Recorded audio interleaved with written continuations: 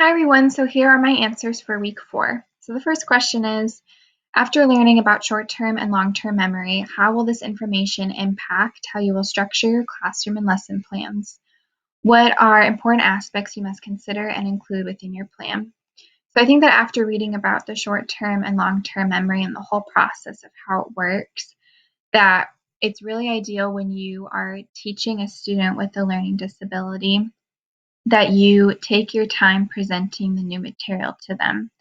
Because no matter what, at the end of the day, it's going to take time for them to understand it and fully grasp it. And I think that if you move along with the new material that you're giving to them too quickly, it's going to take, more time for them to fully understand it. And then, like as Dr. Sobek had said, that if it's approached to them in like a wrong way and then they understand it and it's not the correct way to approach that problem, then they wasted that time that they were storing the information in their brain for understanding it in the correct way. And then the teacher has to go over it again with them when really that time can be saved with just starting out in the very beginning and just taking time with the student. If they need one-on-one attention to it, then give that to them. But to mainly just have the focus of, I'm going to take as much time as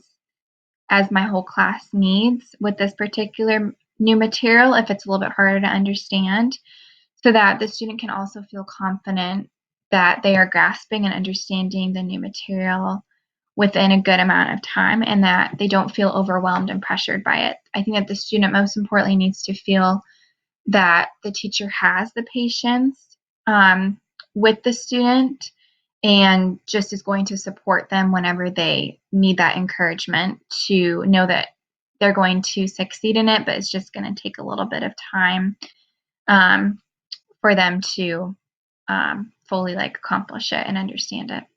And for the second question, what are 2 ways that you can rapport with your students with EBD in your classroom? So things that you can implement. So I think that showing students with emotional and behavior disorder that you have in your classroom respect and patience for them, I think is definitely a very important thing that needs to be shown to them when they have that specific disability. Because whether it's internal or external, whatever way it's coming out, depending on the child, at the end of the day, they really need to know that there's going to be someone that cares for them in the way that they need to be cared for if they're not receiving that at home by their family or by close friends or relatives. So I think that being a teacher and being a good role model to them and showing them encouragement that the teacher is going to hear them out for whatever they're struggling with, and that they are going to help them in any way that they can, and just sees them for who they are and whatever they're going through, whatever challenging things they're going through, that they're going to be there for them as well in that too,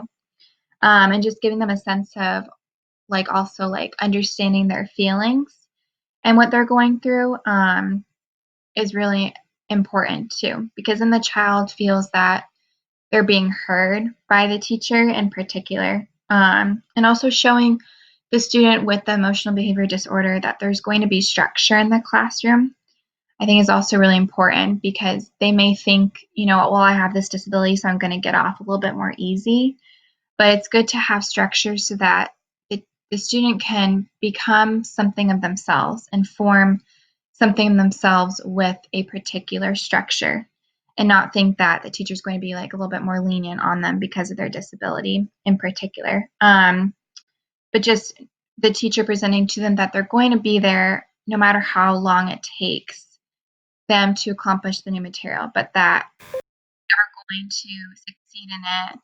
and that maybe they just need a little bit of extra support and help in that, but that the teacher is going to be there to help them in that particular stage or part of it in their learning process. Those are all my answers for this week. I hope you have a great rest of your night.